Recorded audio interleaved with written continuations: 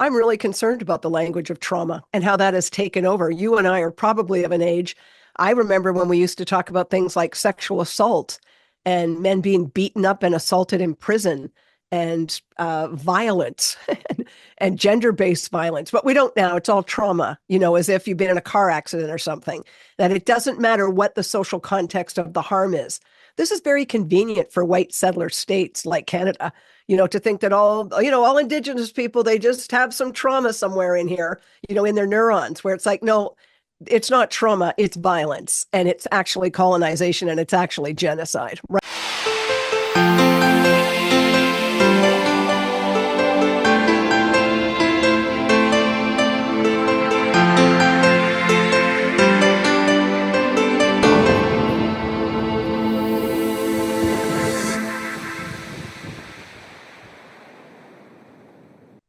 Vicky, thank you for making some time to come and talk about your keynote presentation for the upcoming Pluralism Conference. We're very pleased to have you as a keynote, and thank you for making some extra time to kind of trail the keynote and tell us about it. And Yeah.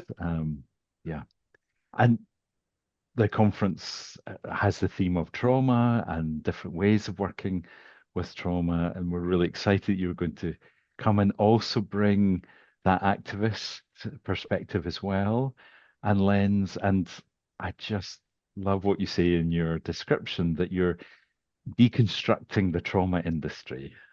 So, because it's become huge, especially in therapeutic circles, it's really become such a huge part of what we're talking about. And so, yeah. Oh, Could you say a okay. little bit about that? Is that a place that you could Sure. start, Vicky? And That's a great start. Thanks so much. I'm so honored to be invited into this community. We've not worked before together.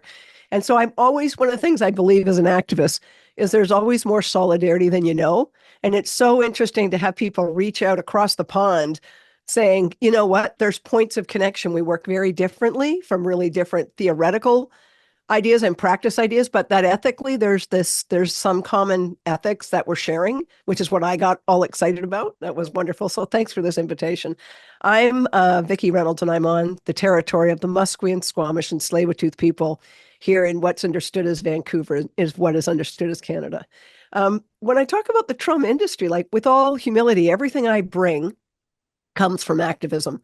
I think my life work has been trying to bridge the world of social movements and direct action activism and trying to bring that into the world of therapy or the world of community work, whatever it is we think that we're doing, to be more informed by that.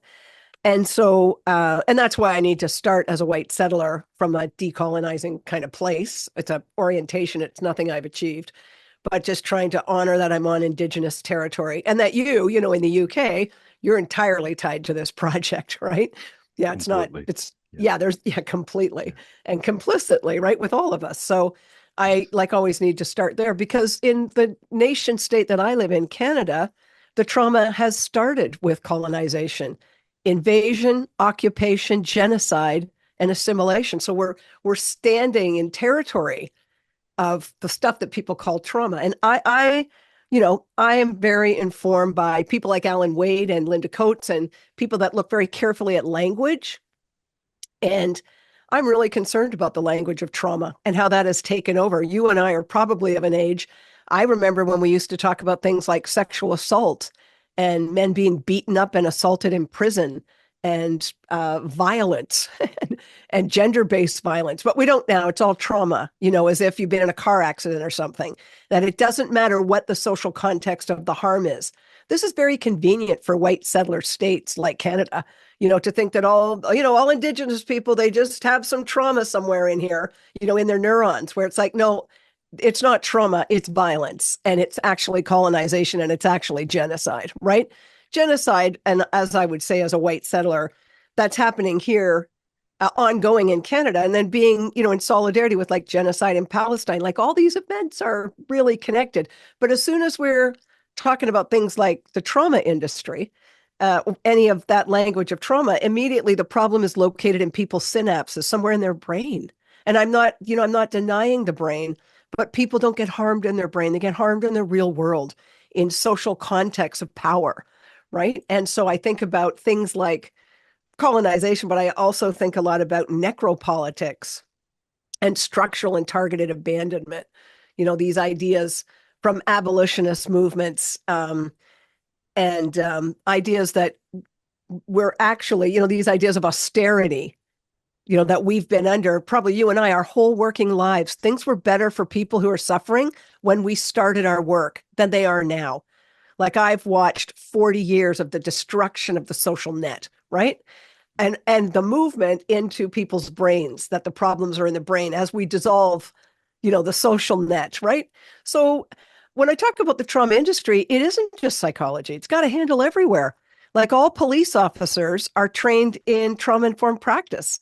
In Canada, the police are the only ones who are funded to respond to mental distress now. We've gutted everything else.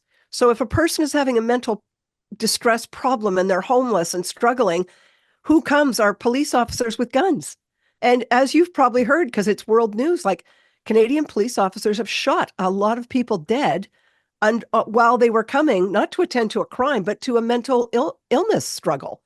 Like it's the wrong people to come. I always ask the question, is this situation better with a gun?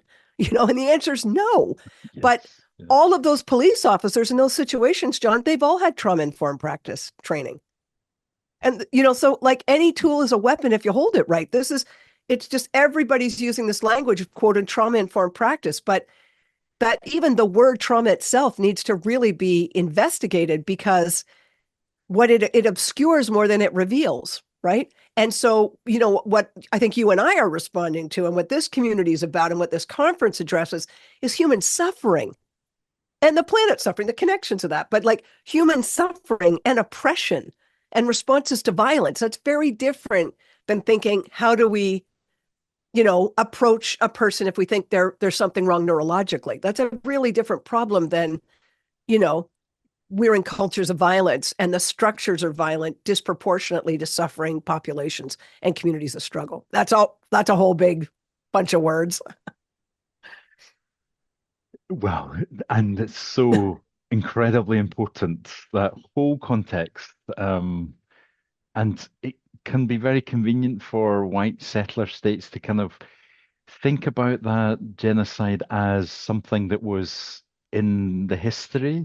And I guess you're talking about it right now. And could you say something about like how you see that in Canada, like how the state is still engaged in those activities? And yeah.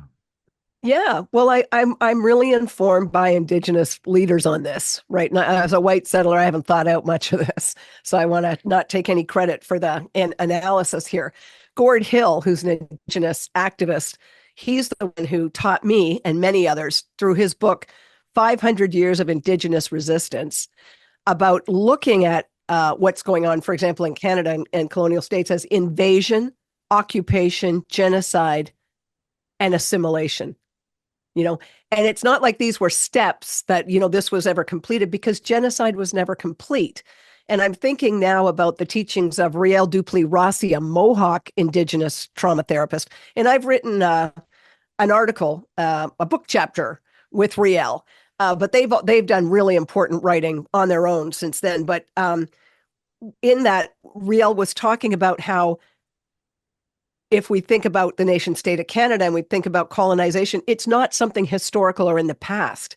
And Riel always talks about genocide as ongoing and only attempted.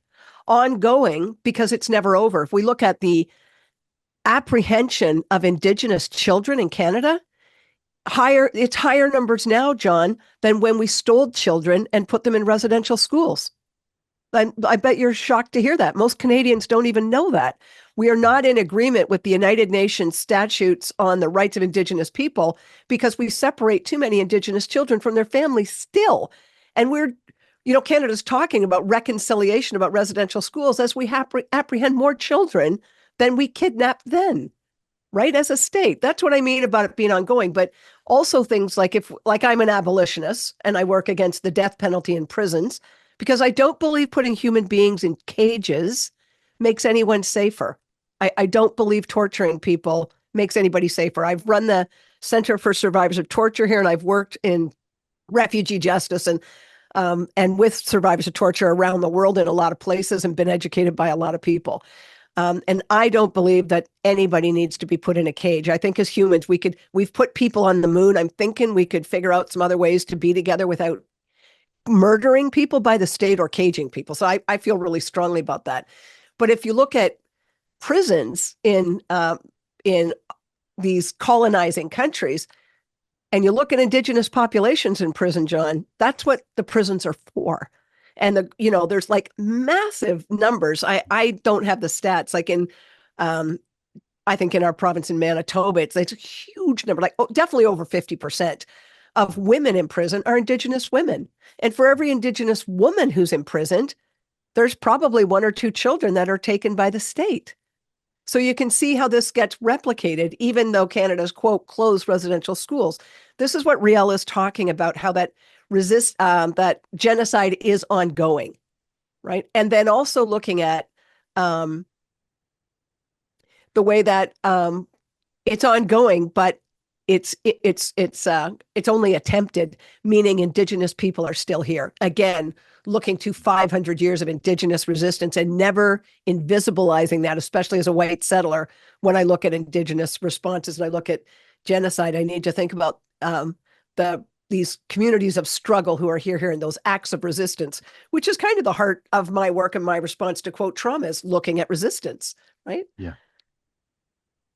Well, with all that in the world, and of course, then as therapists, we find ourselves in the room maybe with one other person or a couple or a family. And it can be so easy then just to go into, well, what's in the mind? And like, do you have some things you might say to us without giving away your whole keynote, I suppose? But like, and there's so much to say, isn't there? But how we remain helpful in that kind of in that context and holding that global context at the same time. Well, again, I think what's really important is that people are held responsible for their behaviors and where they actually have power. What critical transgender theorist Dean Spade talks about is life choices. Where people have life choices, they can be responsible for those choices. But for example, Indigenous people didn't choose welfare. This state was built on their territory, and we moved Indigenous communities into poverty under capitalism. And then we accuse people of not self-actualizing or being motivated enough to succeed in white supremacist capitalism, right? And psychology like plays into this, right? By seeing things as individual and personal and about personal defect and also about being neutral and objective. That's the biggest problem with psychology. Looking at a person who's suffering and just saying, well, they got to pick themselves up, don't they? As opposed to looking at the real context. So when I'm with people, I don't lecture people about my understandings politically about things. That's for my understanding, people I clinically supervise, for us to have an orientation that we know where we're standing when we're moving towards a person, right? But I think, again, just to get back to Riel Dupley Rossi and this beautiful article they wrote on trauma, and it's on my website.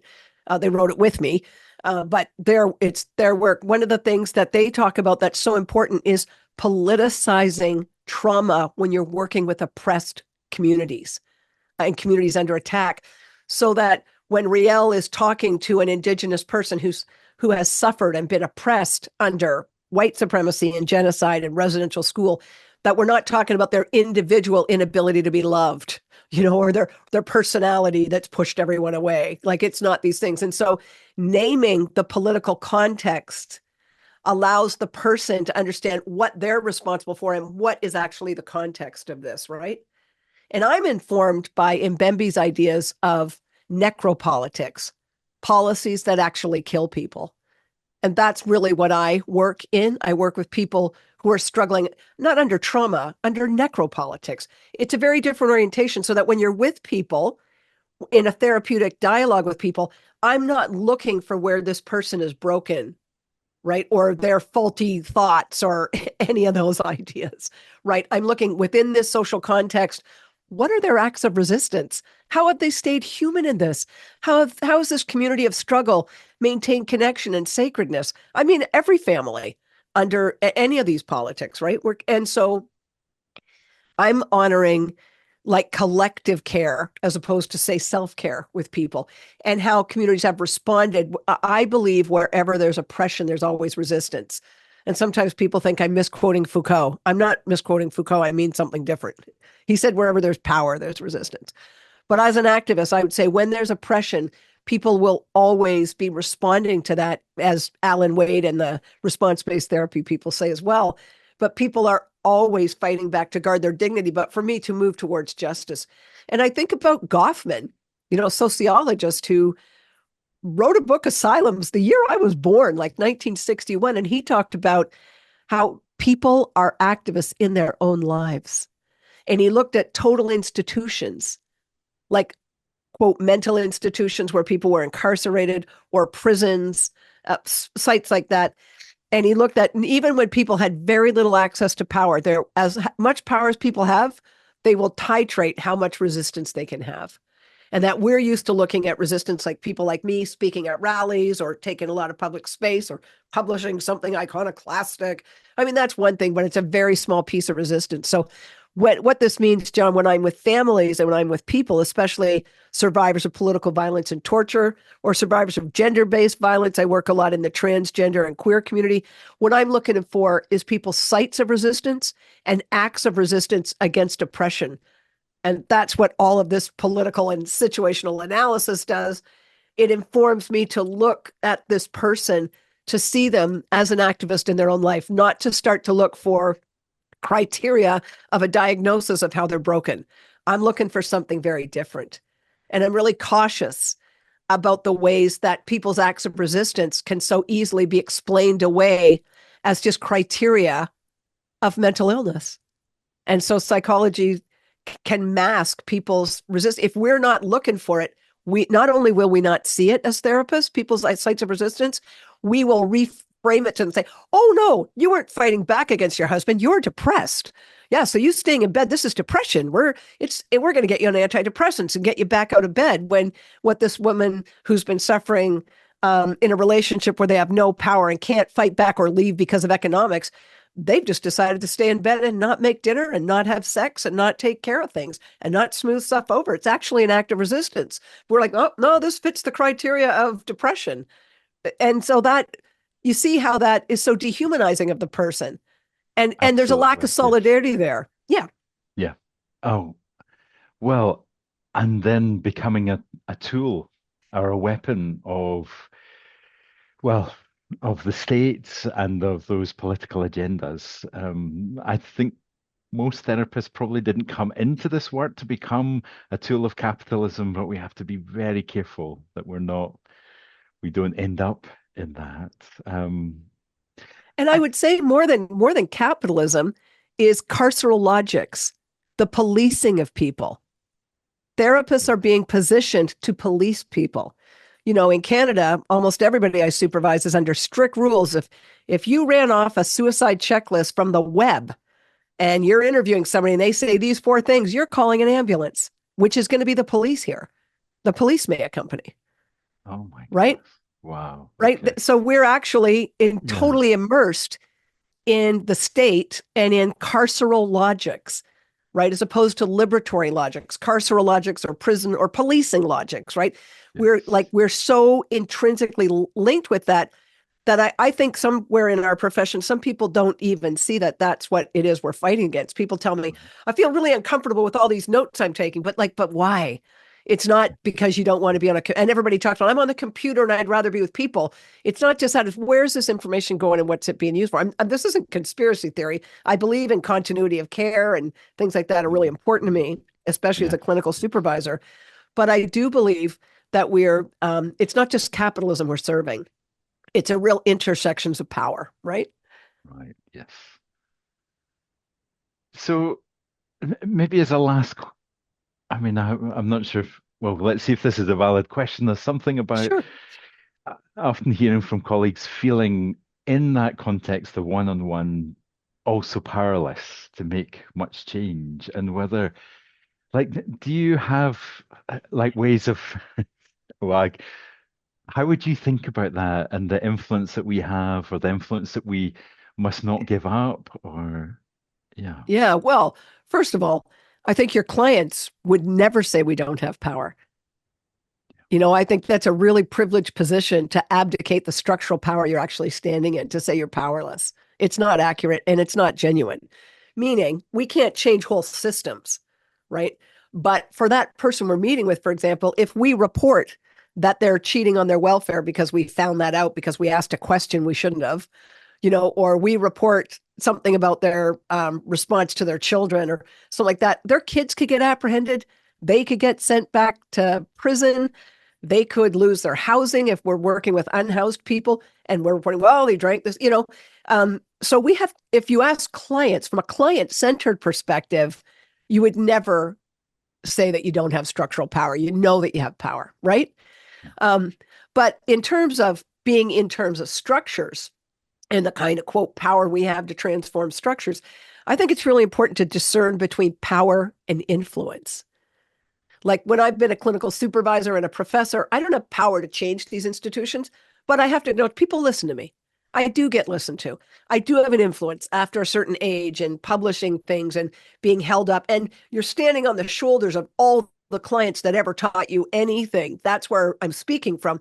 That's influence. Influence is not structural. Power is structural. So one of the things I talk to everybody, I think every supervisory conversation I ever have, we get to this point where we're talking about power and responsibility and how we have to hold power and responsibility in attention. And as therapists, we cannot take responsibility for anything we don't have the power to deliver. I can't get a person housing.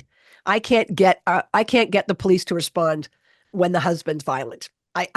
And not be racist when they show up. I can't say you're going to be safe. I don't get to say welfare is going to be livable. In my city, one of the most expensive cities in the world, an individual person's welfare is $710 Canadian.